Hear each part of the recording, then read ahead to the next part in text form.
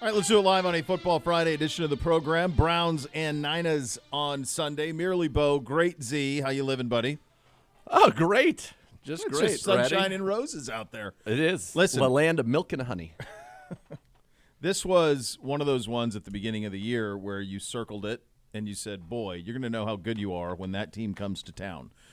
You're not going to know anything about this team by the time this thing is done because you're not going to have the team that you anticipated having. You'll know if they have guts, if they fight, and those type of things. But this is a very, very tall task. The injuries have been there from the beginning, talking about and you bring this up before, but we bring up Chubb consistently because we see him there and he's omnipresent. But also no Jack Conklin. That's been from Jump Street, and now we know officially no quarterback and no All-Pro left guard. So you're missing a 4-time Pro Bowl running back, a 3-time Pro Bowl quarterback, a 5-time Pro Bowl and 5-time All-Pro left guard, and a 2-time first-team All-Pro right tackle. So that's 4 of your 11, and David Njoku returned to practice today, so that's good news.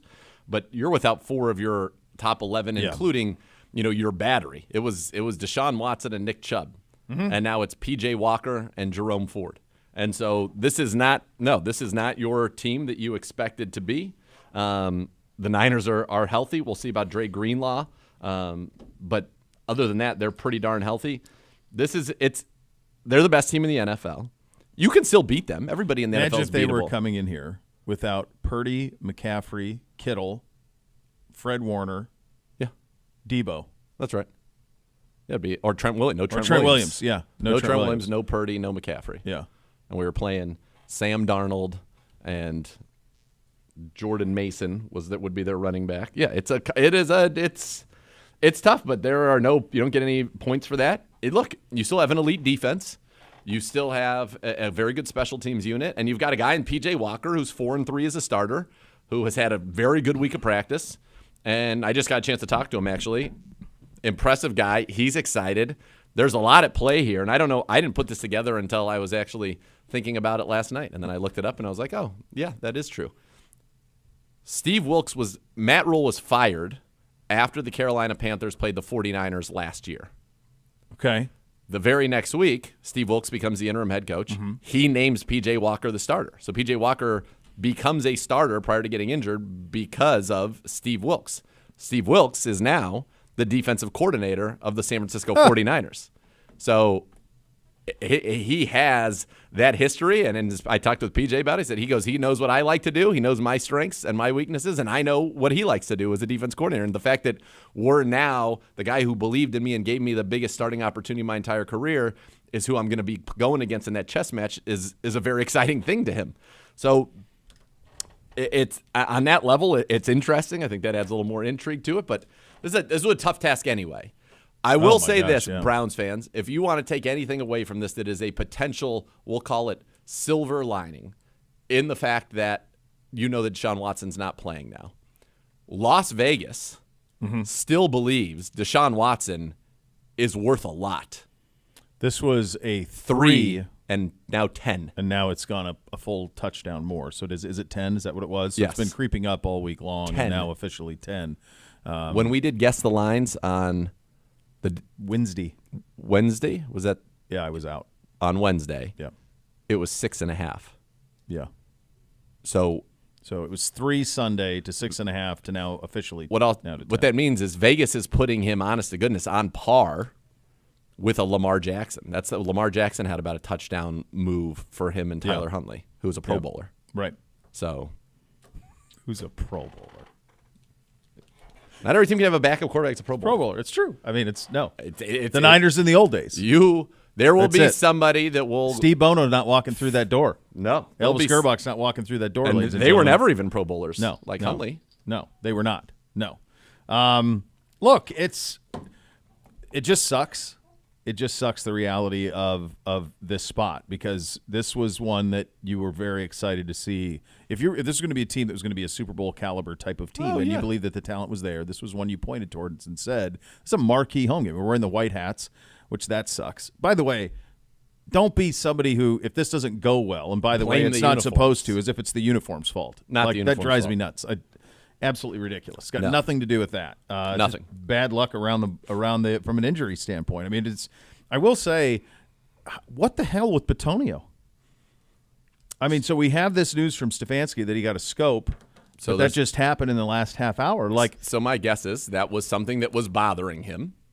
The bye week they thought was a good time. Get it, 2 weeks to get back, and just not able to get back. And we're talking about a guy who's had a streak going, 102 consecutive starts, over 6,800 consecutive snaps. Yeah. So he was a few seasons away. I mean, he's been kind of Joe Thomas-esque. Yeah. He was a few seasons away from getting up there in the Hoff's, rarefied air of 10,000 plus.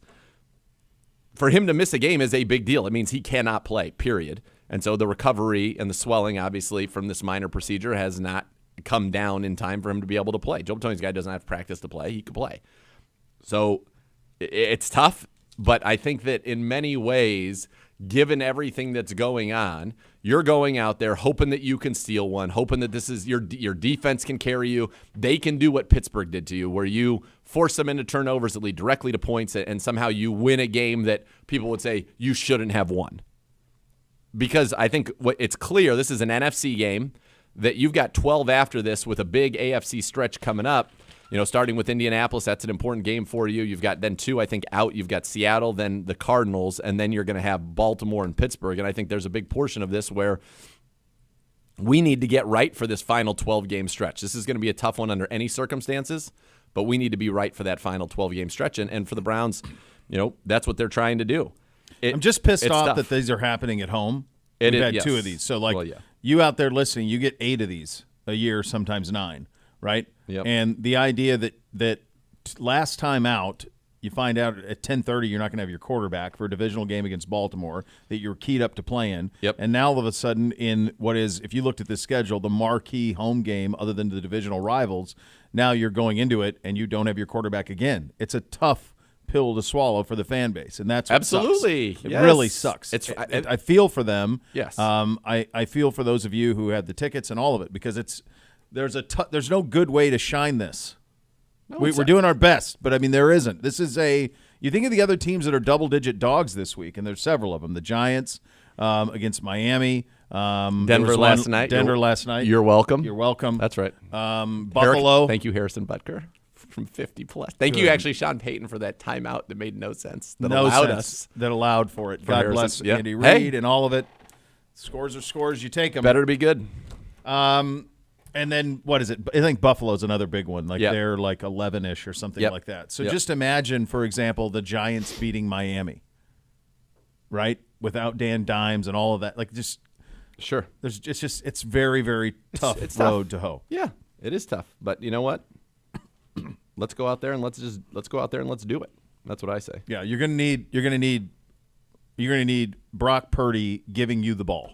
Yes, that's what you need. You need him to throw it to you. He has 1 giveaway so far on the season, so you're gonna have to, for the Browns to win this game. This goes back to what I used to say many years ago. These many years. You are going to have to follow a very particular game script. And what I mean by that is this is a game where we need to get the lead early. We need to make them play from behind, and then hopefully at some point in the second half, you have a 49ers offense that becomes one-dimensional in throwing the football. And that's where you can kind of use the advantage of your defensive line against their offensive line, because that to me feels like the only path to victory in this one. You're probably going to need maybe not a defensive score per se, but you're going to need some turnovers that directly lead to scores, and that's going to be the only way that I think that you can get this one done. Yeah, it's tough. It's tough, and it grew tougher. The Watson thing I could see coming on Wednesday. Like you could tell how that was probably going to go by Wednesday. The Bitonio one, though, you were hopeful that somehow magic would happen. Joel did everything he power to play, but you knew that streak was there. You knew all that stuff was there. It just sucks that those things come to an end. I do think it's there are no conspiracy theories. How many texts you get in the last 72 hours billion. about it? Jimmy Bang Bang I'm currently calling him Jimmy Conspiracy. There's so many. Look, I don't think people remember the last image you saw of Deshaun Watson was after the long touchdown to Amari Cooper, and he's running off, and he and Kevin Stefanski are chest bumping and jumping in the air like that great Walter Payton high five. Yeah, right. Okay? Right. Which a lot of people say, oh, that's the most emotion Stefanski's shown. Watson was showing emotion. They were very happy. That's the last time that they played together. And I see you working on the over-unders. I think you need to throw those out because those were based on. I know you were. I saw you were noticing. I feel like Pedro now. I need like I need a red pen to just. Those are based on Deshaun Watson playing quarterback. I don't know what to do with these. I mean, throw them out unless it helps me for you not to. It does not help you in any way for me to throw them out. Throw them out anyway. No, it's bad. Yeah, I don't know what to do. Maybe we won't maybe we won't count that week. We'll start over because that was a late. We only had one difference, I thought. But it was. But it would just reflect your overall. Yeah, it would hurt everything over. Futility. Well, right, exactly. Yeah, because none of it hit.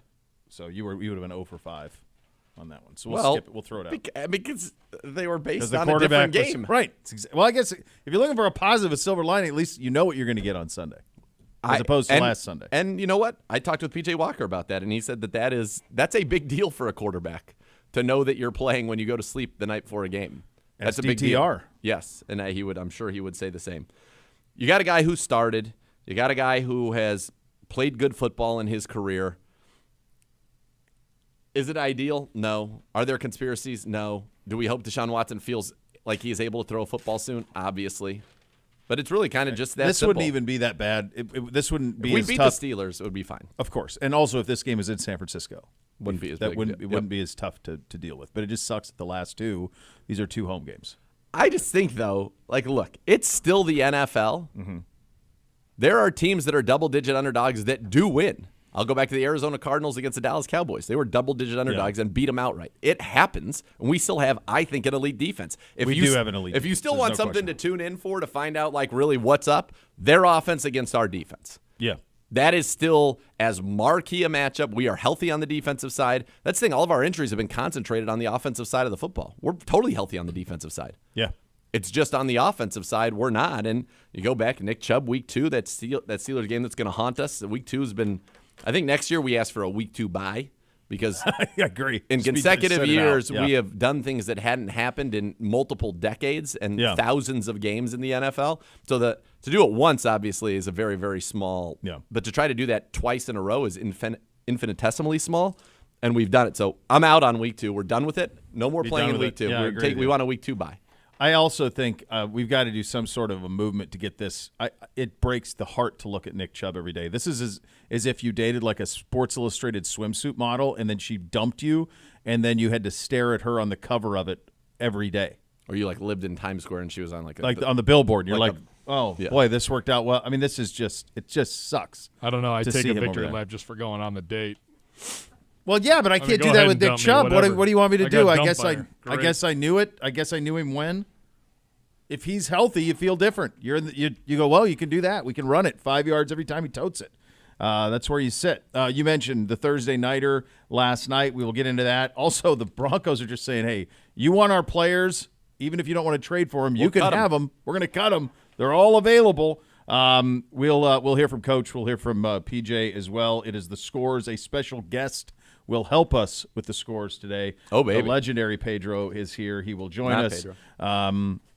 No, we won. We did win. The trial of Pedro was a conclusive win. It's Pedro. You're exactly right. Yeah. All right. We're off and running. Cleveland Browns Daily, 850 ESPN Cleveland.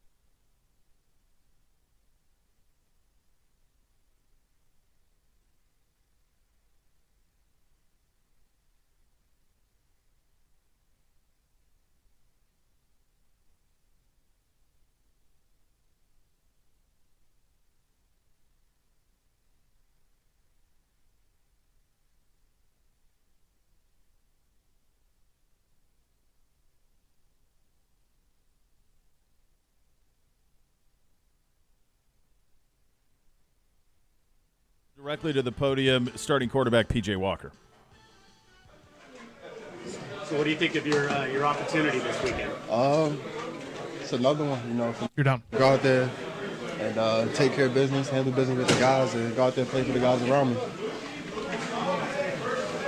When the Browns signed you to the practice squad after we got with the Bears, what went through your mind? Just to come here and try to get the room better. For me, it was to come here and help the room as best as I can and try to bring some experience. So for me, just try to do as best as I can to develop and learn the offense and get plugged in when I needed to. Just try to figure things out from there. Wasn't expecting this situation to happen right now, but it's happening. And so for me, it's just to go out there and be ready for Sunday. When did you find out that you were going to be the backup? During the week this week, found out, and so for me it was just to go out there. I prepare each week like I am the backup. That's all. That's how I always been. That's how I always approached going into these games on Sundays, whether I'm 1, 2, or 3. For me, it's just always go out there and prepare like I'm gonna play on Sunday, because you just never know what happens. Somebody could wake up sick on Saturday morning or Sunday morning, they can't go. So for me, it's just always be ready.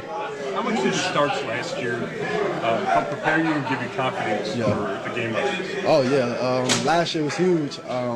Just me getting the opportunity to go out there and play 5 games and get those games under my belt. It felt good just to see guys rally around me and just to feel the energy and the excitement of the guys around me. I don't go out there and play for myself. I go out there and play for every one of these guys in this room and in this building.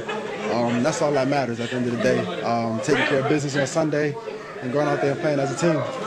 Can you describe the difference between start 1 and start 8 in terms of what you feel out there, how the game slows down, all of that? Yeah, start 1 was versus Detroit a couple years ago, 2020. I didn't know I was going to start the game until that day. So for me, it was by game time decision, kind of situation like last week with DTR. But I was prepared though, so just being prepared, going out there expecting to play. That's the only way to approach these situations. You can't go out there on Sundays and try to go out there and think you're going to go out there and just wing it when you got to go out there and prepare. This is a business where you got to go out there, perform on Sundays and play. So for me, just to go out there and take care of business and go handle my job. PJ, can you talk about what it's going to be like to go against Nick Bosa and Eric Armstead, Javon Hargrave, and these guys in your first start with the Browns? Yeah, it's going to be good. It's going to be good. I think the guys around me, though, it's going to do a great job of, being there for me, protecting. Everybody going to go out there and do their job. I'm not even going to make it about them, because it ain't about them. It is about us in this building right here. That's all that matters. You like that the Browns are real, that big underdogs in this game. Do you like that kind of role? It is what it is. I've been there before. We've been there before. It's going to be what it's going to be. So for me, it's nothing that we control. That's what the outside noise is. So for us, we're going to go out there and prove them wrong on Sunday. And on the fact that, people don't necessarily, have you as a household name. You could look to last year and see that you beat the Bucs and Tom Brady 21-3. Is that something that you pride yourself on? Nah, household name, no household name. Honestly, it's gonna be what it's gonna be. You funny. It's gonna be what it's gonna be. But at the end of the day, for me, it ain't about that. It's going out there. It's a new day, new game. I can't go out there and think about what I did last year with a whole different team. So I'm with these guys right now, and that's all that matters. Jim, I'm sorry you answered this, but what are the conversations in the to fans speaking on Yeah, it's been great. I've had 5 weeks to just sit in the meeting room with the guys and just to see how they work, see how they operate as a group. And so for me, just filling in this week and just knowing the situation and knowing I might be up. So just preparing AVP, Kev, just getting me prepared, having those deep conversations with me of what I like on offense and what I think about certain plays. So that right there helps me a lot. What is the adjustment from going from one team to another team as a quarterback? And it's tough, but this is the job. So for me, if it calls us for late nights and early mornings, that's what it calls us for. For me, it's about putting the work in and going out there preparing on Sundays you only got a short period of time to go handle business.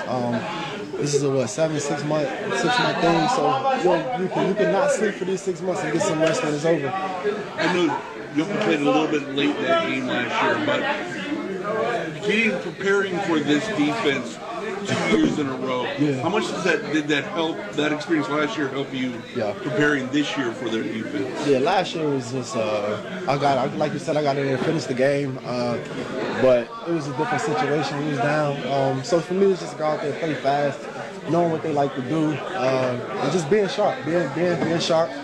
Being intentional with my drops. Everything that I do, gotta have some attention to it. Just going out there, being prepared, and going out there performing at a high level. And do you carry a bit of a chip on your shoulder for, just what happened before you got here? Just the way you let go of the place by, I think, Tyson. That's my guy. It happens. It is what it is. I ain't gonna cry over spoiled milk. I'm here now, and I'm in a better situation, so that's all that matters. When did you start to feel comfortable in this offense? Right, arriving late. Back in a ton of reps. Did it almost take until this week to get a bunch of reps to feel good? It just took this week, to be honest. Just going out there and getting the reps and being able to just hear myself talk about the cadences and call the plays and all those different things. It was easy for me. We know that Joe Tony was ruled out for this game. How do you feel about that? The fact that you guys have to be without Joe? It's gonna be tough not to be out there with him, but this is a next man up business, So for us, we just gotta go out there and be ready. Do what we gotta do to find ways to make things right on the offensive end to replace Joe. You know what I'm saying? So for us, we gotta go out there and handle our business regardless. Go out there and find ways to help done, and just go out there and play the game at a high level, and we'll be fine. So you throwing passes to David today. Obviously, return to practice, thinks he's going to play. Just what does it say about him to go through what he did, and then it means so much to the it's big, man. Just to get him to come out there and see, we all know what went down. But to just to go out there and continue to play week after week with that shows a lot of grit and toughness by him, and we appreciate it as a team. What was your advice to DTR? I told him I've been in this situation before. 2021, they signed Cam, and on week 11 we played Arizona. I started the game. He played in some of the game as well. They just signed him that Friday, you know what I'm saying? And he played, and then he started the week after that for the rest of the season. So I mean, things happen, but when your opportunity comes, you just gotta be ready for it and go out there and attack it. So what about Steve Wilkes knows you kind of, as well as anybody in the league. So, just what about going up against Steve, knowing that he has a little bit of a lead on you and what he's going to have in store for you? I'm gonna look forward to it. I'm looking forward to it. Just knowing who's on the other side of that ball, calling the plays for the defense. It's gonna be fun. I know him as a great guy, great coach, great person. I'm looking forward to it. You're looking forward to shaking hands with him before the game too, probably. We'll see. We'll see. PJ, how much did that XFL opportunity film out there? I mean, it's not happening spring. So how much did that help you to get out there and put film? Yeah, that was big, man. Just to get the opportunity to go out there and get those live reps, in games, seeing different defenses. It's not the NFL, but it's probably the closest thing to it. And for me, just to get those reps and go out there and have fun. And I was able to find a love for football again back during that time. Just going through a tough time in 2019 of not being able to go out there and perform and play, have an opportunity in 2020. The XFL definitely prepared me for these situations now, especially like the last couple of years that I've been in the league.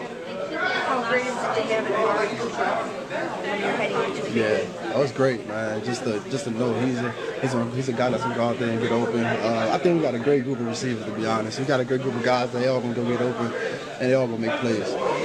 He's talked a lot about the importance of two-way communication. It's been great. Just talking to him, seeing what he likes, and just trying to figure out how he wants the ball thrown to him. Not just with him, but every receiver. And just over communicating because I haven't really got these reps with these guys, so for me it's gonna be fun just to go out there and continue to talk to him, build with him on the sideline, and just go out there and play fast. Good. Thank y'all. You're up. All right, that's your starting quarterback, P.J. Walker, as he attempts to beat the best team in the NFL early on this season, the 49ers, on Sunday. The good news from there's not a whole lot here, but he has been in the fires before. He started, 5 games last season? Yep. And so he has seen some of this stuff, whereas I think a lot of what people saw was like, boy, what happened to DTR? Like, you want to talk about putting somebody in an advantageous position, starting last week with absolutely no heads up and then going up against this 49ers team. You don't want to do that with something as valuable as what you think DTR could be long term. Right. And he's the guy that you draft him to be the backup in 24. I think the circumstances under which his first start happened were very difficult and challenging to him, not to mention against the Ravens, who's got a great Mike linebacker who can, kind of got into his head and was reading his eyes, and then now it would be Fred Warner. I just think it would be a tough situation that certainly could stunt his development. I think the Browns are saying, we got a guy out here who has played in the NFL, started 7 games. Let's give him a shot. He's had a very good week of practice, like I said. What does that mean for the game? I don't know. I think it's better than him having a terrible week of practice. Sure. And now you got to go do it. Here's the thing for the Browns. You have nothing to lose in this game. No. Absolutely nothing. There is not a person walking the planet right now that covers the National Football League for a living that believes the Browns are going to win this game. When you see the predictions come out, it will be all 49ers across the board on every single platform that exists covering the National Football League. So you have nothing to lose. You were supposed to lose. They're the best team in the NFL.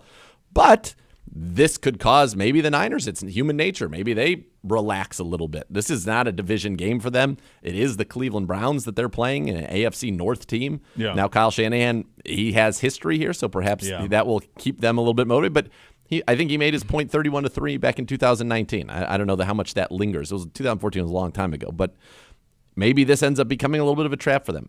I don't know.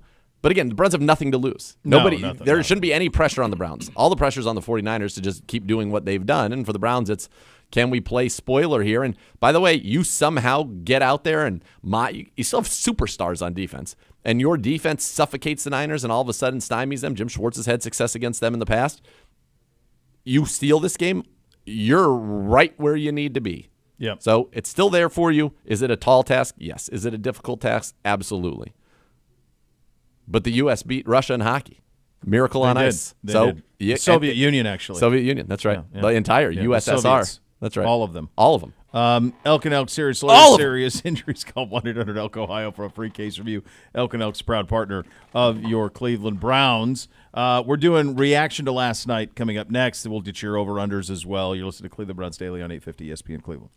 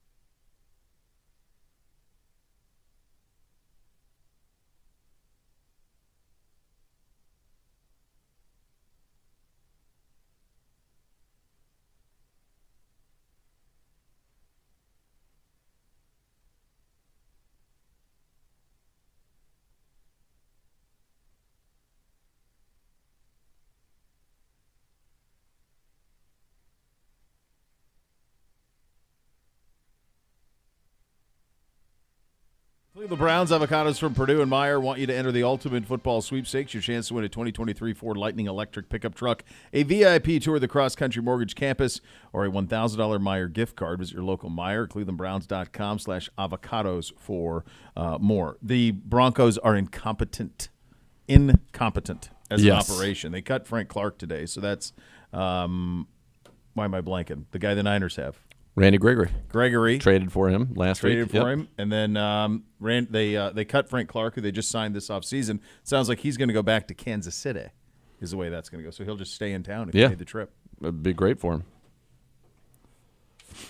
Did you like that game? Did I like watching it? Yeah. I mean, listen. By Thursday, I'm ready for more football. So it came back. Miss K made an unbelievable. So we had all the smoked pork tenderloins. We had 2 left over. She chopped those up, made an unbelievable nacho bake out of it.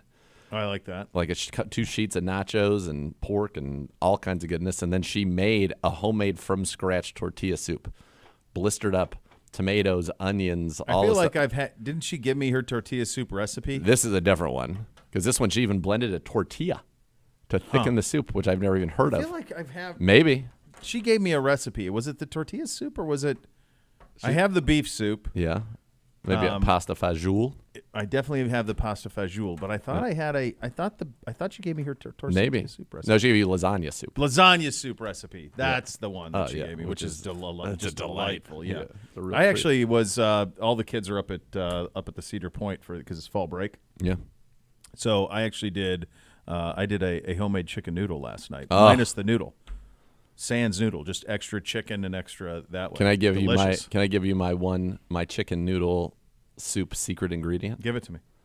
You cook it with a big chunk of a Parmesan rind, just in. Oh, I understand in the broth. Yeah. And it just gives it I'm writing a lovely flavor. That would do that.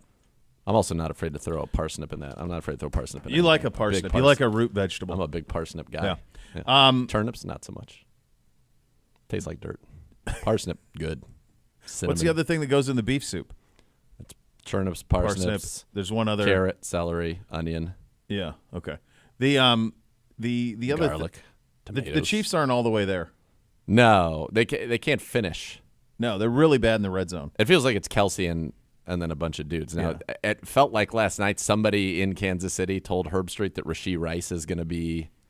He's leaning into it. The guy, and he said like 3 different times, like he's going to be the one. He did. He was leading wide receiver. Yeah, but they need to do something. I think if there are teams that start to free fall and want to send receivers, they should go get one. They should go for Jerry Jeudy. Steve Smith was, his opinion notwithstanding.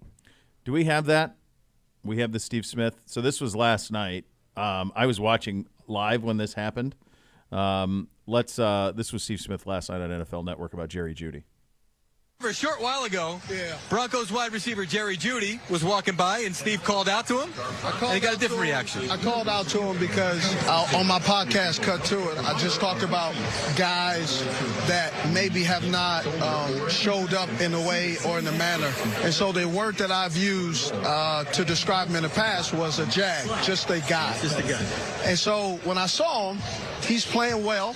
I wanted to say to him face to face, like, hey, I know I said some things in the past I probably shouldn't have, and I'm sorry. That's what I wanted to say to him. His response, Mike Robb and Bucky, was ninja.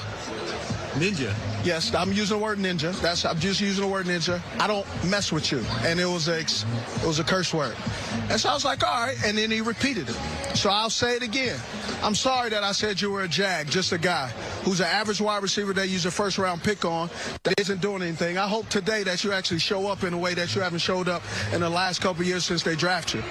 So if you ever got a problem with Agent 89, I'm sorry for saying that you're an average wide receiver that they eventually will move on. And when teams call me and asking, should they trade for you, I will say no, don't trade for Jerry Jeudy because he's mentally unable to handle constructive criticism from people who watch specifically, can he be a wide receiver?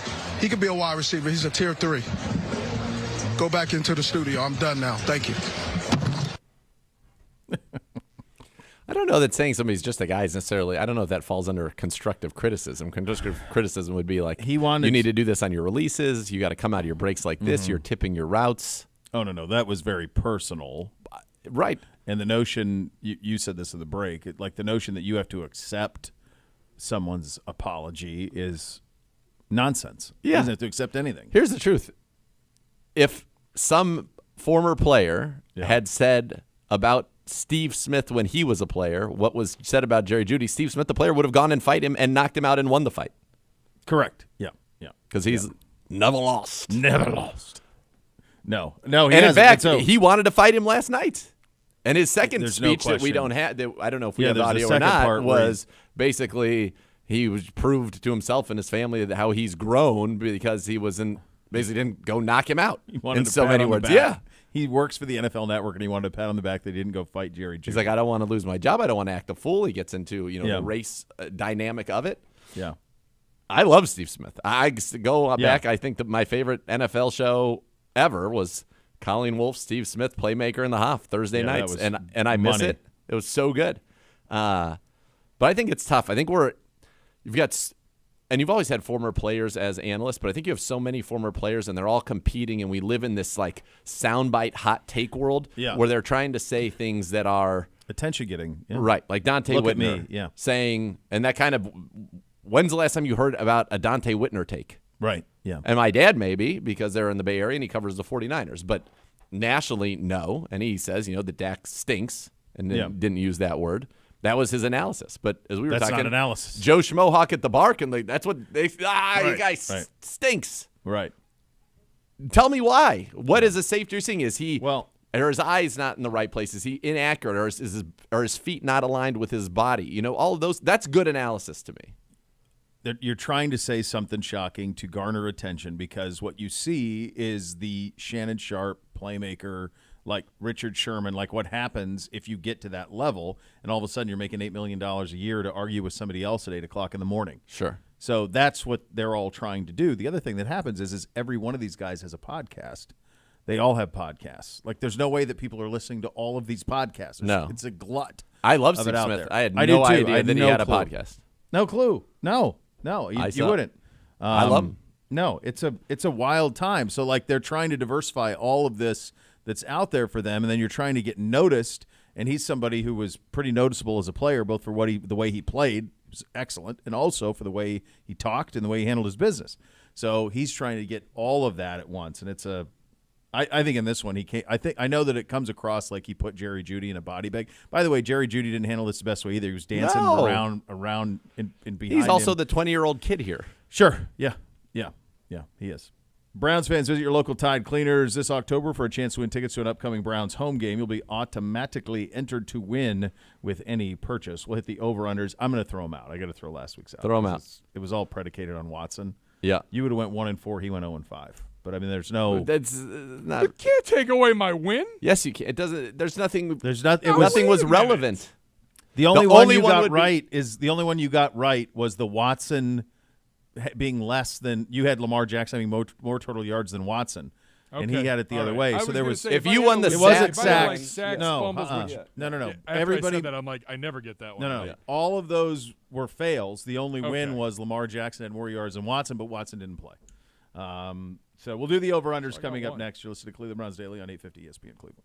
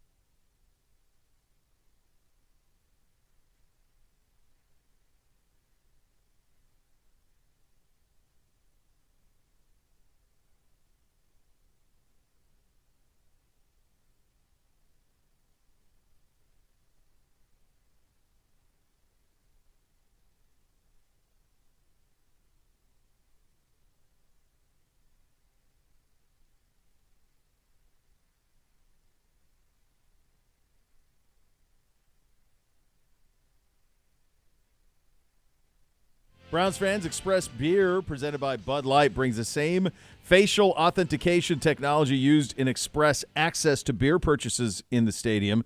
Dedicated Express Beer stands are the fastest way to get a beer at Cleveland Browns Stadium. If you're 21 or over, go to the ticket tab in the Browns mobile app to learn more on that.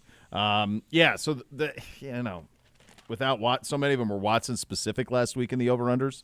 I was going to say, if I got one that was legit. No, the only one was Watson total yards versus Lamar total If you had yards. gotten the sacks, the one that had nothing, that was just that had nothing to do with it, then Yep. that would have been. It wasn't. That's the way that it went. So, all right, time for some over-unders, kids. It is the Browns. It is the Niners. It is Sunday on the lake. All right, let's start here. By the way, I think Gibbe, what do you have, like 1 point lead? 1 game lead? Yeah, 1 game lead. 9-8. 9-8. Let's go. All right, here we go. We are looking for P.J. Walker, who will be making his first start as a Cleveland Brown. We are looking for a completion percentage over-under of 65.5, Dr. Z. Career 59. Why wouldn't you make it 60? I think Because 60 is a reasonable number. No, if it's 60, we get slumped. You cannot win at 60. You don't have that man. Nick Chubb's not walking through the door. So All it's right. got to be 65.5. He had one last year of 80, one last year of 72. In his wins, he was 71%, 76%, 73%, and 62.5%. He has had 3 games of more than 75 at more than 60 in his 7 starts, but he would only have 3 games that would exceed your threshold. Yeah, he's of a career 65%. 59 or something. But a lot of that's from like when he comes in like random situations. Right. He's not great As a in the true random. start. As a true starter, that's where we're at. I'm going to go under on that. If you look at the game where he had the most yards, and this is what I would be hoping for, folks, is what he did against Atlanta. He was 19 of 36, 53, but he threw for 317 yards. We're going to need chunk plays in this game. We're gonna, the bomb. Be a big DJ Moore. Yeah, then he took the helmet off. Sad. Yeah. Not since Dwayne Rudd. Now, meanwhile, L'Jarius Sneed took his helmet off in the middle of a play last week, but Taylor Swift likes the Chiefs, so. Yeah, she does. By the way, Al saying the sideshow will not be the show, and so they did not show her much last night on the game. She's not a sideshow, though. I felt like that was. I think he's had enough, quite honestly. He thinks he's the show. He's He Al, is the for show. crying out loud. He is Al. He's a legend. I did find the one where Kelsey had a pretty innocuous, like 26-yard completion. And she's like going nuts, and she goes, "Oh my God!" And it was the most remarkable play ever. Like you're going like, "Listen, let's act like we've seen a football game." What about the one? Well, she's seen bad balls. She's seen all 3 games she's gone to have been bad. Yeah. What about the one after? I think it was a big catch, and her and Brittany Mahomes are like hugging. And Right. you know how Yeah. happy was Brittany Mahomes with that? Like Their thrilled. best life. Oh, she's like, "This Best is life. We're back." They were dancing. Oh, good. 65.5, Gibbe. Over. Oh, the optimist Gibbe. Next. Over, under. Christian McCaffrey, total yards accounted for, Gibbe. Total yards accounted for Christian McCaffrey. Real quick, I don't know if you knew this or not. Do you know what completion percentage the Niners are allowing this year? I don't. 65%. Come on. Good job out of me. It's a great job setting the tone. McCaffrey, total yards, 125.5. Gibbe.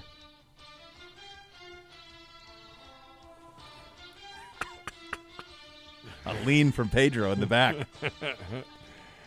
Let's see if you are your father's son, Zagara, when it's your turn. I'm going to go under. Total yards. Under? I'm going to go under. All right, under. All right. The defensive effort's going to be really good Sunday. I feel good about Well, it. he could go the other way, too, and he could be like, let's just chill out. Well, that's what happened last week. He got the just chill out last week. He just had 78 total yards. I think that we're going to do a good job. We did a good job against him week 1 last year when he was still a Carolina Panther, if people remember that. Hard to believe that was just last year. That he was Boy, still a how Carolina the Panther. times have changed for Christian McCaffrey. Man. That operation to this. That's outrageous. Outhouse to the penthouse. Is that one of the greatest upgrades? That's like Randy Moss going to New Oh, England. my goodness. I'm going to go under on that one as well. Under. Next. Over, under. Your Cleveland Browns, Dr. Z, we're looking for a team rushing total. A team rushing total. Okay. 80.5. Does that count? Question. Yep. So that counts quarterback run? Anything that the quarterback picks? Quarterback, wide receiver. quarterback run, receiver run, jet sweeps with Elijah Moore that go 20 yards negative. Let's hope that would be All that of would that. make it really That would really That's put a gonna dent hurt in the it. over-under. So they're giving up 64.2 yards per game this season. They are the number 2 run defense in the NFL. I don't think this is going to be a game where the Browns necessarily win it on the ground. I think that. Well, you don't have him completing 65% of your passes. I don't care about that. I You're need hoping them to be. Do we have DJ Moore? I need them to be big passes. I think he's going to hit. I think Negative. we're going to push it more vertically this Negative. week, and I think that's where you're going to get it. All right, so you're going under? I'm going to go on the 80. 80 is not a big number, though, at all. Give me the over on the 80. The girl He's going to wants to scramble stay a in little the bit. will. That's what this is. Give it. I took over. Hey, you took over. You went over. Give it. I'm going to go over as well. 80.5. The weather is not favorable. Make it 79.5. If we get to 80, we get it. No. No. Why would I make it easier? Because we need it. This is about raising men here, right? We don't want not the pass of least resistance. Next. You don't get ribbons. Over, under. All right. This is Gibbe. Sacks, interceptions, and fumbles. Hey, at least I've gotten like 1 or 2 of these right now. You have, yeah. So this is a In combination. 5 years, I'm 2 in like 70. That's right. That's great. We're looking for a combination of sacks, interceptions, and fumbles of 2.5, Gibbe. Over. I'm going over, too. I thought you were going to set it 3.5, and it was going to be close. That's a generous number. Thank you. Thank you, sir. By the May I way, have another? I am also getting all of Pedro's selections. They're all here, too. Well, it's just obvious, whatever benefits the Niners. No, not Give 'em that. necessarily. Not necessarily. Which one has he given you that was not? McCaffrey. He thought under? But that could mean the other. I see he's over here. He's off camera. He's a smart man. All right, next. Over, under.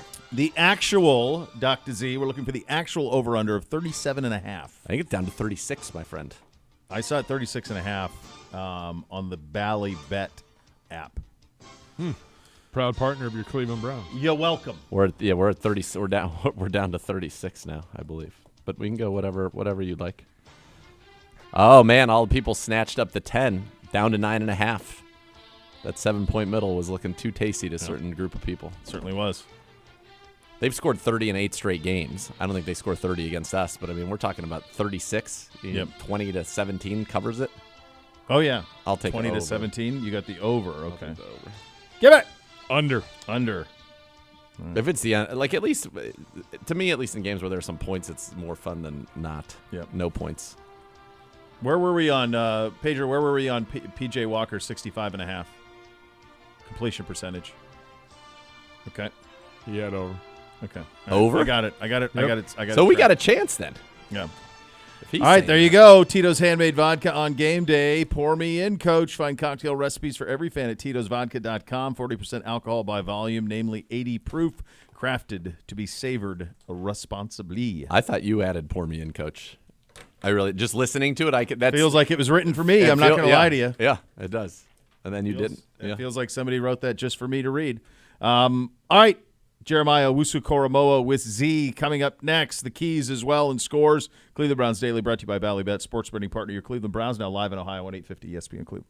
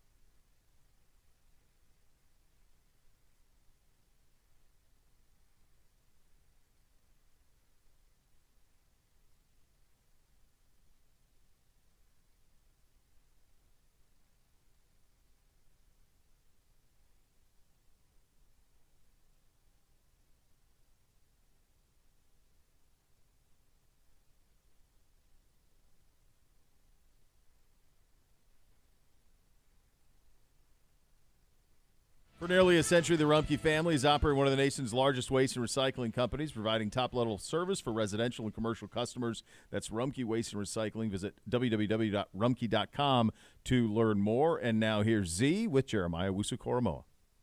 Very happy now to be You're down. linebacker and leading tackler, Jeremiah Owusu-Koramoah. And JOK, year 3, quarter season in, 4 games. How you feeling? How's it been going for you? We're feeling not accomplished. You know, we have a long way to go to be the type of defense we want to be, a long way to be the type of team we want to be, right? So just worried about the process, worried about the day-to-day in and out regiment, really trying to make sure that we stay on our P's and Q's. So, yeah. What's the biggest difference for you in your third year compared to even last year or your rookie season? The difference is, you know, we have defensive coordinator, obviously. But for me specifically, I think stepping more into a leadership role, wanting to make sure that the team can rely on me, whether that's ability, accountability, being on my P's and Q's in reference to the technique, and just being there when my name is called. So doing anything I can do to allow the team to win, and that's the difference for me. You know, I think I'm taking on a little bit more of a different role and making sure that, you know, I can be accountable. Do you feel like this defense, and perhaps it's a combination of the scheme and then the personnel in front of you, has freed you up to make more plays? Because 5 tackles for loss in your last 3 games, you're tied for the team lead in that category, and it really feels like you are just knifing in, playing fast, and making plays behind the line of scrimmage with regularity. Yeah, well, anytime it comes to performance, I'm always give the credit somewhere else. So, you know, whether it's my other teammates, the D-line, the linebackers, the safeties, the corners, making sure that they're covering well, and then, of course, Coach Schwartz with the scheme. So, yes, I believe that everything outside of me is the reason for those statistics that you just named, although, you know, we're still working. So. Well, you got to give yourself a little bit of credit. I remember talking to you and you said at one point in your career, when you saw too much, you saw too little, and it feels like you are seeing what you need to be seeing so far. Would you at least agree with that? Well, yeah, like as my career grows, the more, you know, humble and the more experience that I have and I understand. You know, I was recently just listening to a podcast. One of the brothers said, you know, if anything I say is wise, attribute it to those who are around me and those who have come before me. Anything I say is foolish, you know, give me that one. So that's just the thought process. But as time goes on, you know, the scheme does get easier.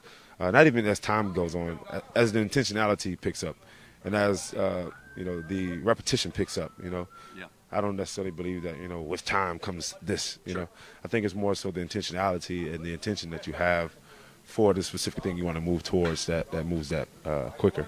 How helpful has it been to you to not only have kind of in your room continuity, right, with Awok there, Sione Takitaki there, but also from your coach who gives very detailed notes and feedback, and Coach Tarver, to have that kind of that continuity so that you're able to really kind of grow. While the coordinator has changed in your room and in your meeting room, it's been the same. Yeah, with familiarity, you know, a lot comes with that. You know, you are more comfortable in the area that you are. The intimacy is a little bit closer, so you can, you know, say some stuff to, you know, some of the guys or some of the coaches, you know, when you feel in a certain way that other coaches that may not know you, you know, can't receive. So all of that is all encompassing with the development of a player and the development even of a coach. You know, the intimacy and the amount of time that you've been with somebody, you know, that definitely plays a part. So, all right.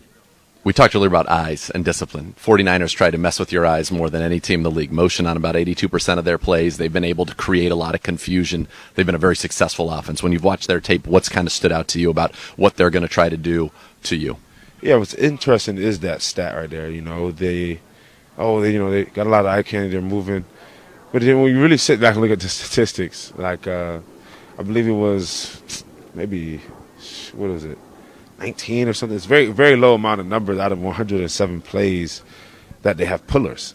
And, you know, for linebackers, it's not really the motions that get us. You know, it's more so like the pullers, the thing, you know, the backs by the wide tight ends. And they don't do a lot of that. So I think a lot of it is based upon their confidence, actually.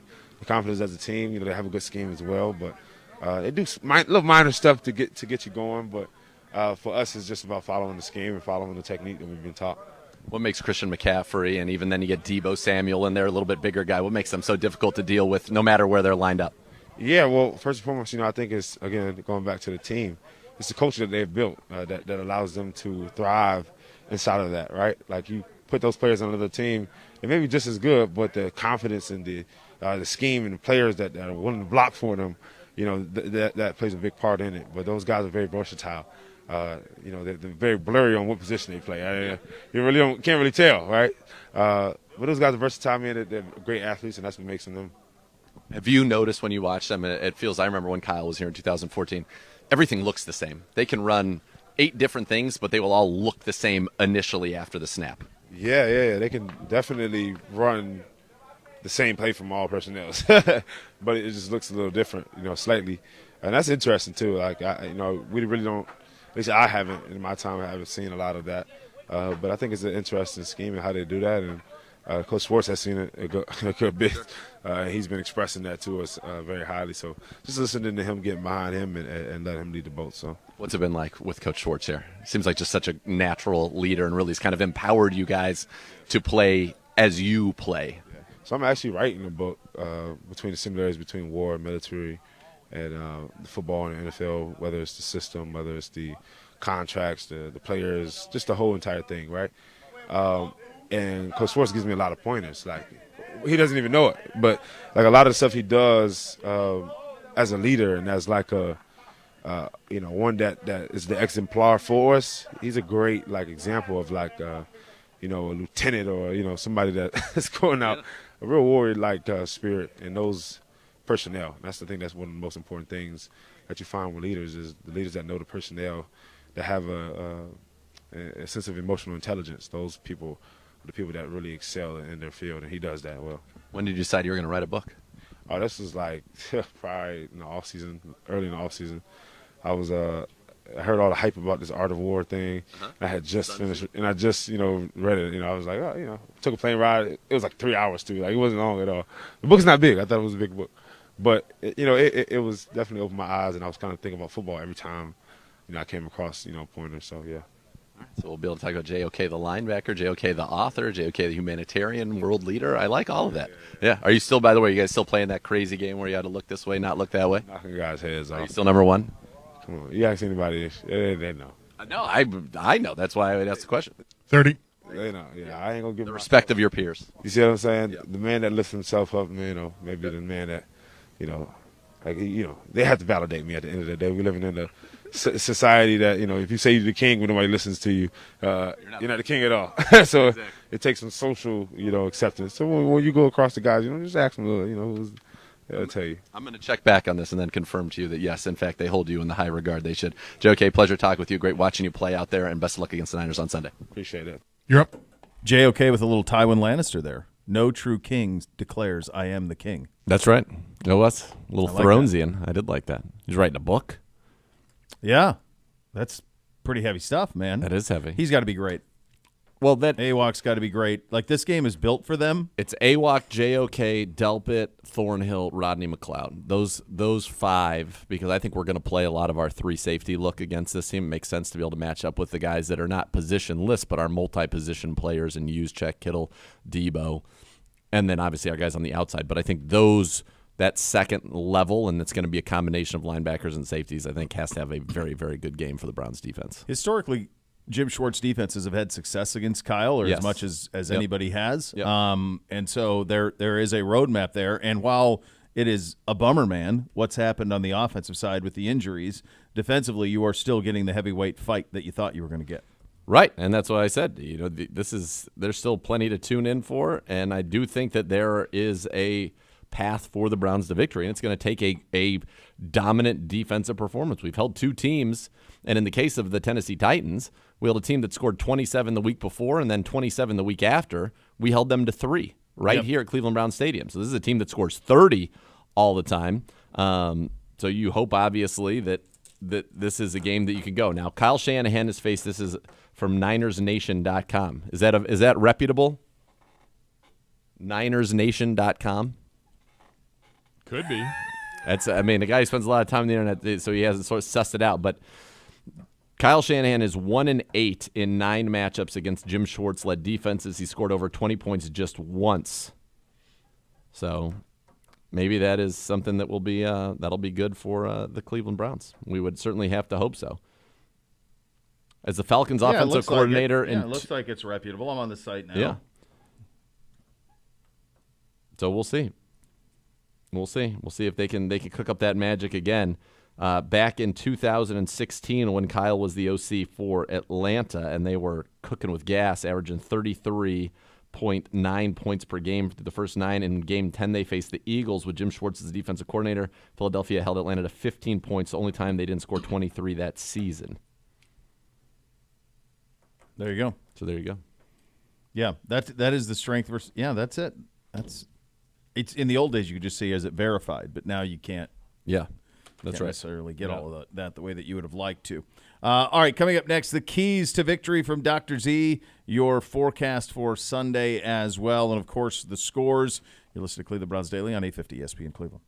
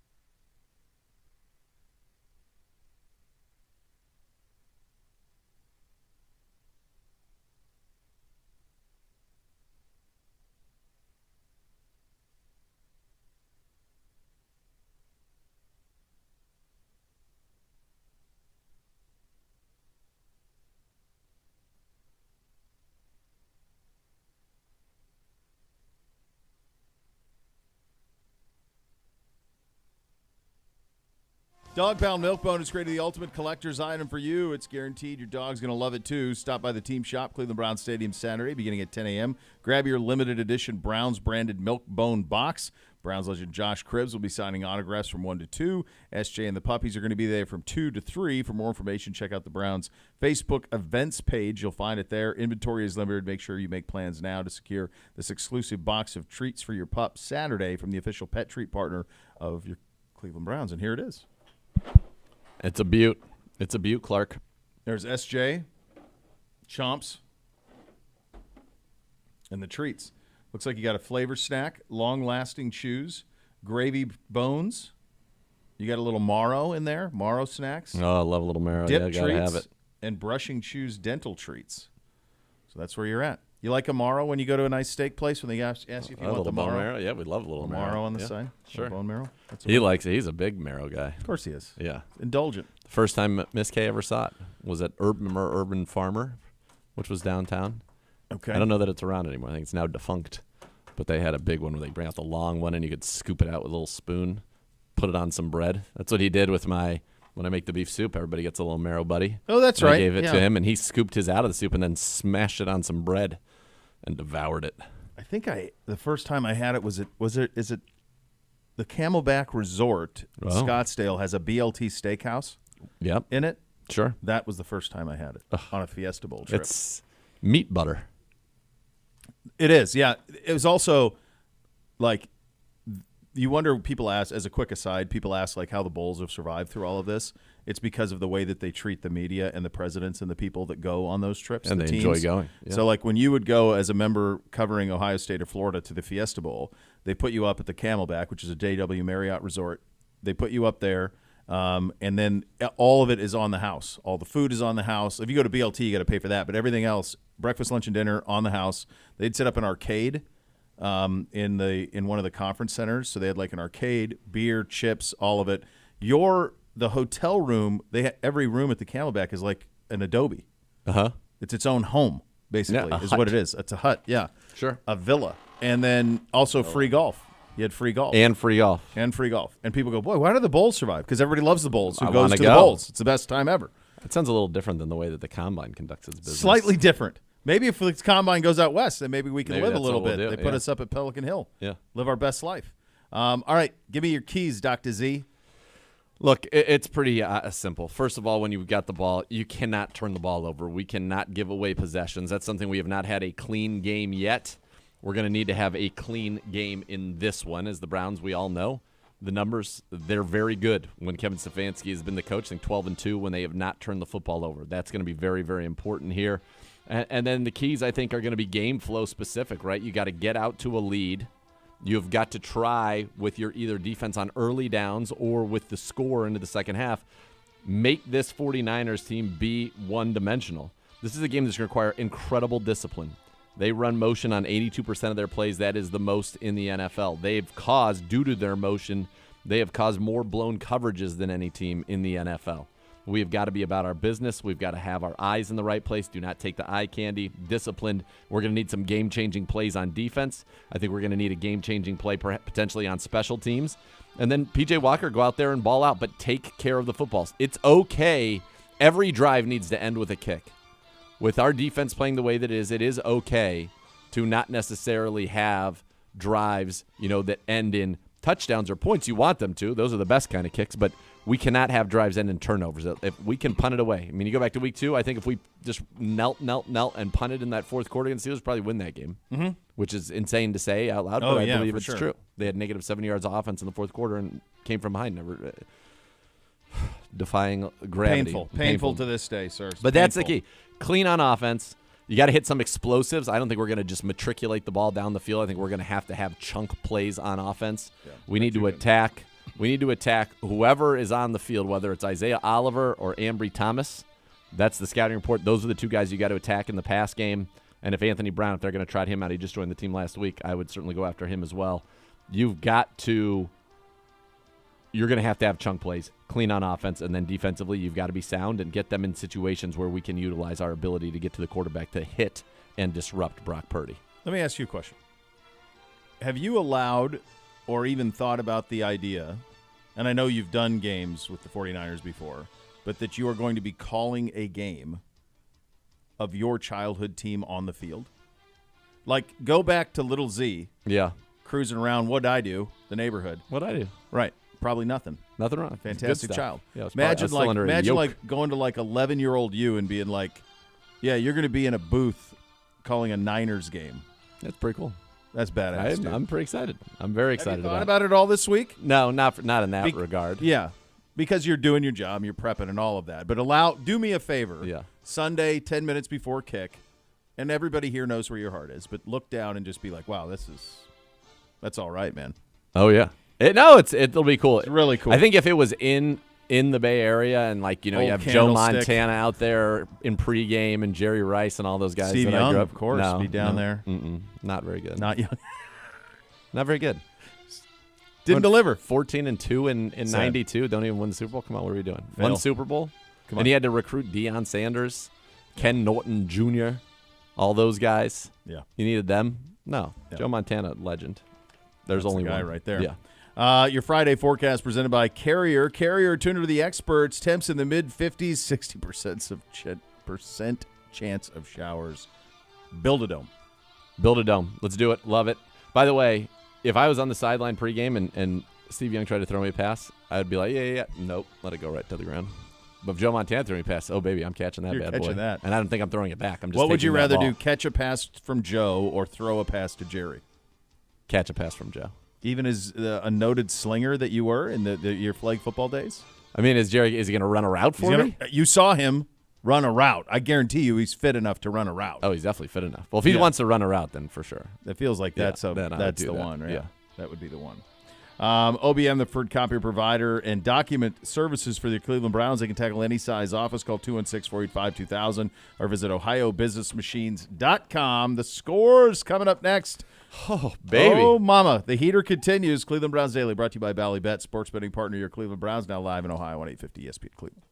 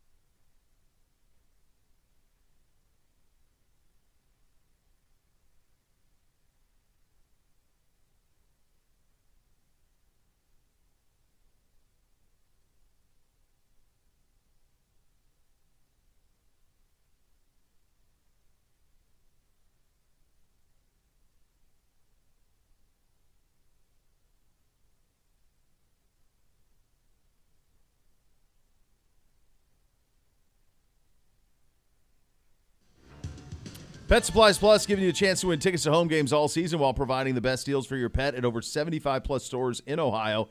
Enter to win tickets at clevelandbrowns.com/Pet Supplies Plus. Receive a coupon to use at your local Pet Supplies Plus with your entry. Pet Supplies Plus, proud partner of your Cleveland Browns. Special guest, Sir Pedro here in studio with us. Nice to see you, sir. And you. And he will be going to the game on Sunday, correct? Yes, he will. Miss Sue and Pedro going to the game. So and I just got the word. Oh my gosh! More things. We got field passes for him, so they'll be down on the fields. We got to get him closer to the mic. If we can get the mic closer. There. I mean, what is your Son of the Year resume is check.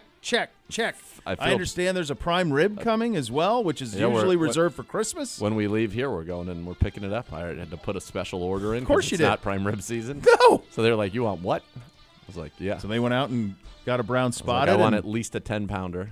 10-pound brown spotted. Yeah. Went out into the field. That's the one. Yeah. Brought him in. Brought him in. That's good. Now you're familiar. This is how many times have you made the prime rib? Is this a yearly? I do. I don't know that. Have you had? Have you had his prime rib? Not the sous vide ever. Yeah, oh well, my gosh. Get ready. Buckle up. This thing's it now. I don't remember. Do you remember your record last year when you were here on the scores? I don't remember. I do not. I do not. All right, we'll have to get the archive. It was not positive. Ooh, no, it was not. No, it's not I don't believe it was positive. All right, so how are we doing? So we Quite were positive. We were 9-5 last week, Yeah. which brings us both to. It's amazing. We've each had one game this year, Dad, or 1 week this year. Week 1, Bo came out and went 14-2. That's right. 2 weeks ago, and that's picking every game with the scores. And two weeks ago I went 14-2. We're both 26 games over 500 right now, which is absurd. Yeah, an absurd number. Oh, actually, we're really 27 because you're welcome for Thursday. Last night, you're welcome. We're That's 5-1 right, on Thursdays, by the way. 5-1. One miss on Thursday. Yeah. The Bears. Sad. Bears did us. The Bears Ditka. All right, Gibby, let's go. Away we go. Week 6 in the National Football League, and we kick things off going over to jolly old London, England. Say hello to the king, the Tennessee Titans. 2-3 on the year, but a very tough 2-3, taking on a 3-2 Baltimore Ravens team. Tennessee, technically the home team. OBJ, Clowney, Marlon Humphrey off the injury report for the Ratbirds. Bishop, lead us off. Yeah, I like Baltimore's been there since Monday. I think there's an advantage to doing that. I like Baltimore over Tennessee in this game, 21-14. I like the Ravens as well in this one.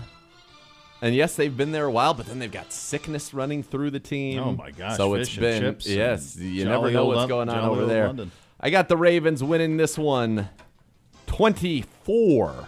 Okay. To 21. Oh, sir. And I've got Baltimore winning 30-10. Wow, gross. Boo. By the way, beat down. When I go with what I want to have happen, it's worked pretty well. That was my 14-2 week. I just went with what I wanted. Everything you wanted. Yeah. So this one I really That's don't how life want. should be for you. All of your wishes granted. Feels like we're headed that direction. Yeah. Time to find out who the pretender is. Time to find out who the contender is. The Washington Commanders are 2-3 on the football season. These two teams both suck. Washington traveling to 3. Atlanta's 3-2. It's all nonsense. All right, but Atlanta's 3-2. Yeah, They're hosting Washington. Nate, make a pick. Dr. Z. I think there's a lot of overreaction to what happened with Washington on a Thursday. They've had 10 days to kind of get that. Ron Rivera whipping them into a frenzy. I think Atlanta is overrated. They bore me. They're wearing Washington. The red lids. I like the red lids. Washington, 2. Atlanta, 1. Pitchers duel. Can't wait. I think it goes the other way in Washington. I think there's a whole lot of quit, and I don't think they're paying attention to Riverboat Ron Come at on. all. I like Atlanta. Atlanta, huge. Wow. Pedro, sir. Okay. I think Atlanta's going to take it at home. Both teams have high-powered quarterbacks, and Ritter and Howell. And the score I had is 5-3. 5-3. See, now he's got it. You got a 2-1. Pay attention to the scores there. Pay attention to the scores there. But mine is possible, unlike 2-1. You never know in the scores. Never know. You got to pay attention. It's really that score you're paying attention You just got to pay attention to it. Up next, Score's just the and vessel. I think we'll have Nathan's father, Sir Pedro, start things off. Okay, here. there you go. Big pressure. The Indianapolis Colts in the AFC South are 3-2, traveling to Jacksonville, not London. Jacksonville. Jacksonville won 2 games in London. They haven't been good outside of London. Pedro, sir. Well, we're starting off outside of London, and I think that's going to continue. And I'm going to give the Colts 30-26. Oh boy, look at that! A big upset there. The Colts. I believe the Jacksonville Jaguars found their mojo, baby. In Yeah, London. baby. Bigly. Randy. Yeah, I like the Jaguars. Huge at home. Same. Let's go back a few years ago. The Indianapolis Colts think they're going to the 31-20, playoffs. All they have to do is go beat the lowly Jags. This is the year before they even draft Trevor Lawrence, right? Yep. Can they go down there and beat them? Or maybe it was Trevor Lawrence's rookie year. When was Carson Wentz there? Yeah, maybe 2 years ago. Yeah, it could have been. And they were lowly. The Urban Meyer debacle. Oh, my God. And all they had to do was go to Jacksonville and beat them to go to the playoffs. They can't do it. The Colts can't beat the Jags in Jacksonville. The Jags win this one. Gardner Minshew looking for it's a Minshew revenge game, sure. He's going to put up 20.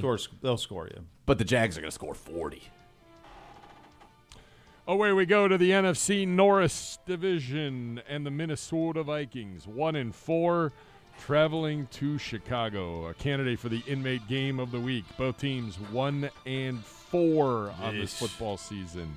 Bishop? Well, look, it's going to be a one-score game. They all are with Minnesota. They've lost the gross majority of these. I don't like this at all in any way. Justin Jefferson's not playing. Lots going on for them. I like Minnesota, but scores 21-20. I look at this one. This has one of those feels to me. Everybody saw national TV. Chicago just put a beating on the Washington Commanders. Minnesota doesn't have just who's taking Minnesota on the road, giving points. Who's doing that? I don't think anybody's doing that. And I will not choose the wine in front of you. Kirk Cousins look at this scores audition? graphic. Have you ever noticed this before? No, I didn't know he had a scores graphic. It's amazing. Look at Maybe. look at how the second Griff. E is a 3. It's fantastic. Wow. Good job, Griff.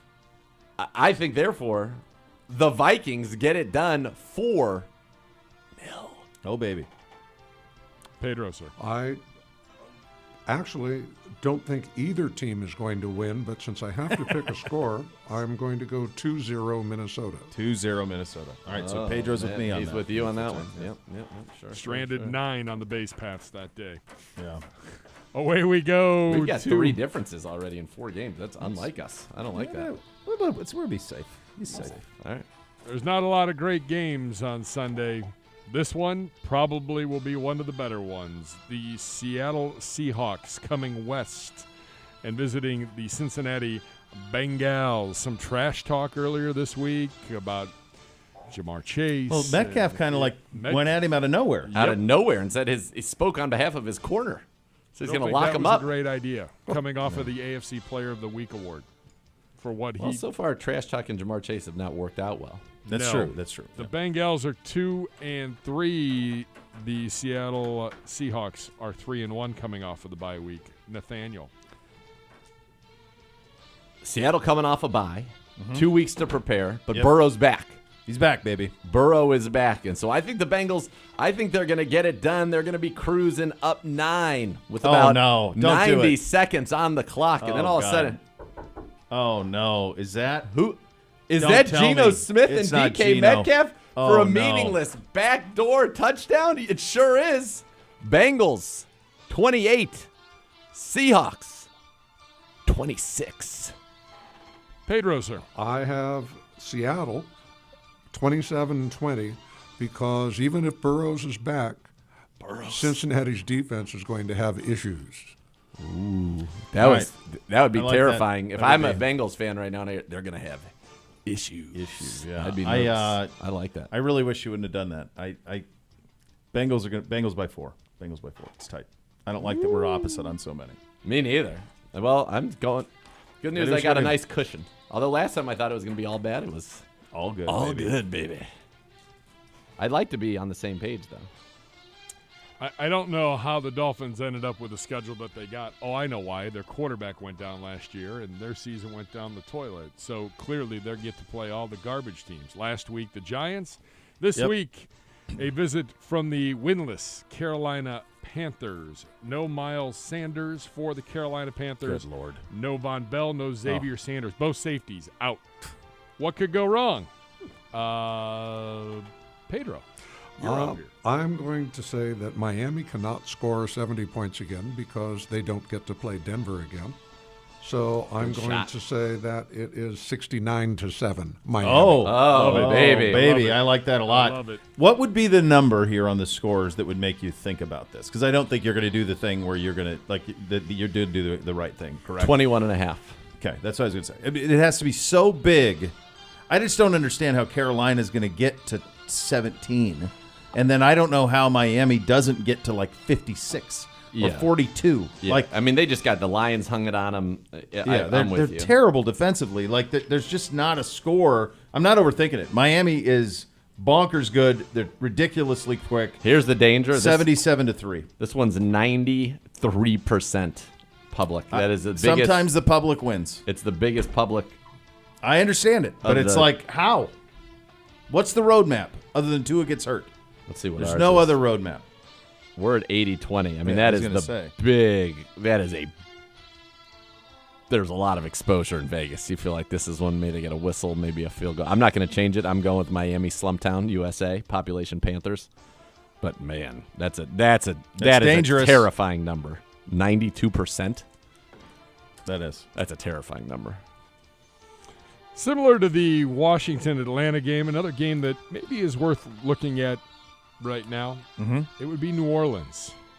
The New Orleans Saints are 3-2 on the football season, traveling over to Houston to battle C.J. Stroud and the 2-3 Houston Texans. Easily could be 3-2 on the football season. Bishop, what say you, captain of the C.J. Stroud fan club? a lot of captains of that fan club. He's off to a start that's Burrow and Herbert reminiscent. No interceptions yet on the season for Stroud. He's been remarkable. Last couple of they were at home last time against Pittsburgh. They slumped them. They slumped Jacksonville in Jacksonville. Feels like just a little too much, though.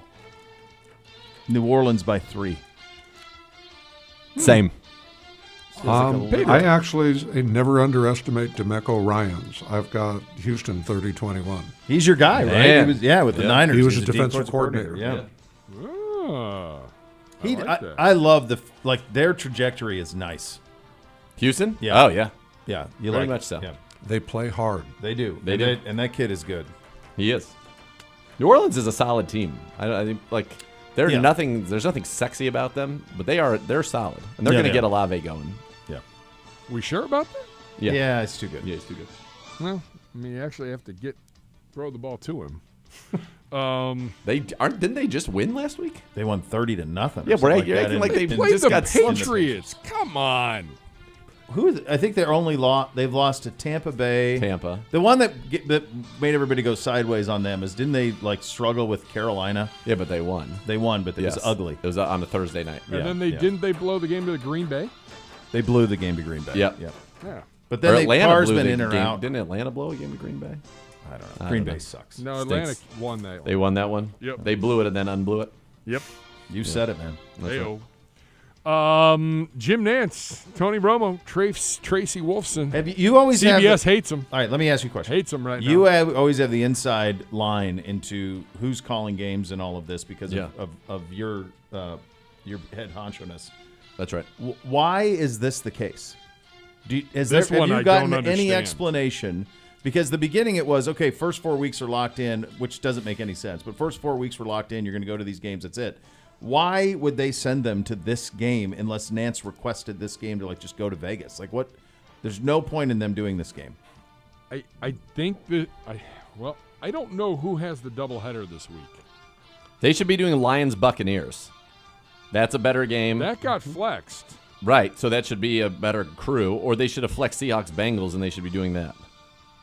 This is a bad one. I don't. This one is a head scratcher to me because again, I know the crews already know their assignments for next week, so it goes basically 2 weeks out. Yeah. Like, you knew 2 weeks ago the Patriots sucked. But this game gives them a storyline of Belichick and a former assistant. I know they keep sending that though. Yeah, We but get so what? Patriots every So week. he can beat another one. And Garoppolo. yes. Who's up No on one's this watching ridiculousness? I agree. Yeah, let's move on. We're giving this game too much time. Patriots, Raiders. Nathaniel. Devontae Adams, there's been like this movement. We need to get him the ball more. He's always open. He's going to get that Jamar Chase 30-target game here, and he's going to go for 8 billion yards against New England.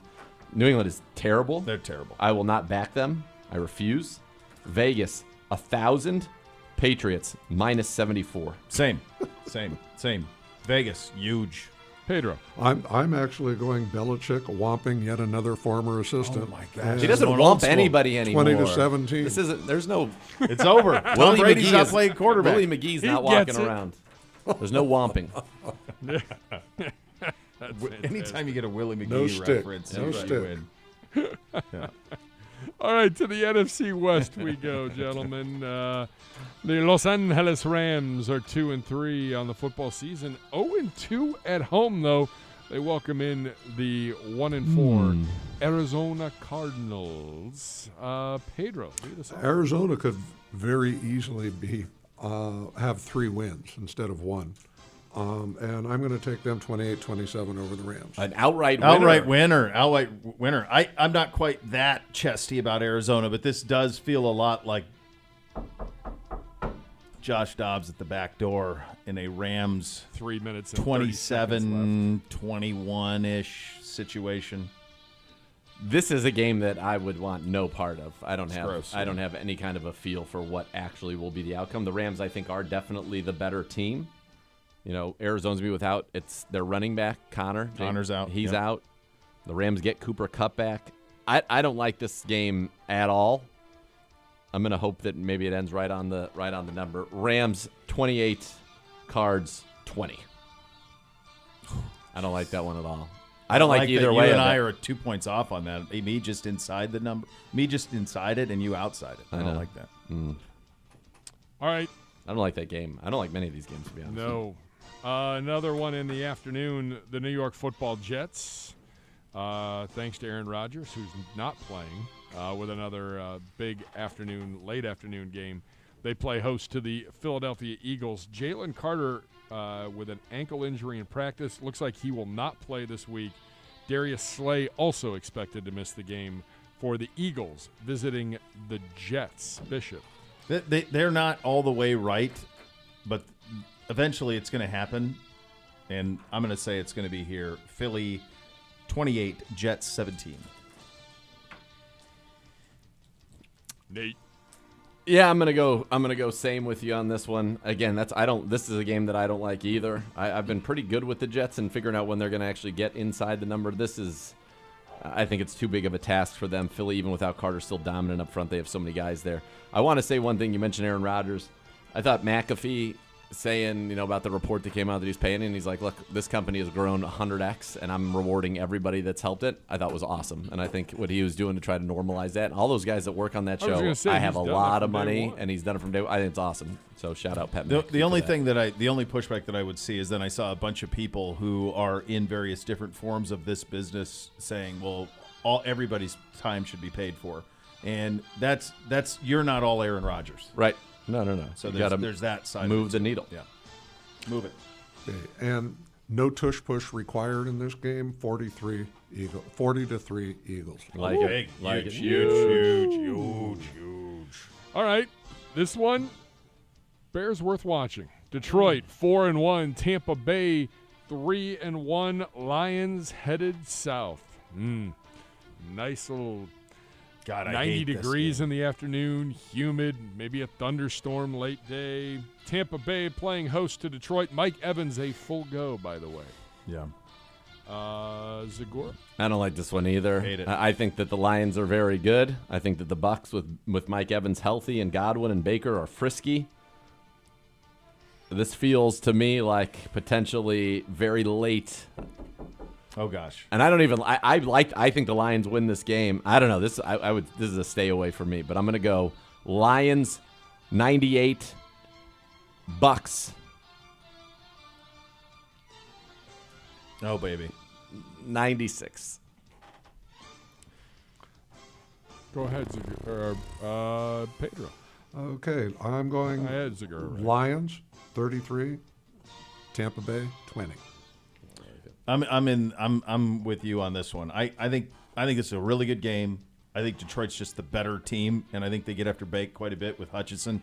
I like Detroit winning 27-21. If Detroit's real, then they win this game by more than what the scores. If they're real, go handle your business.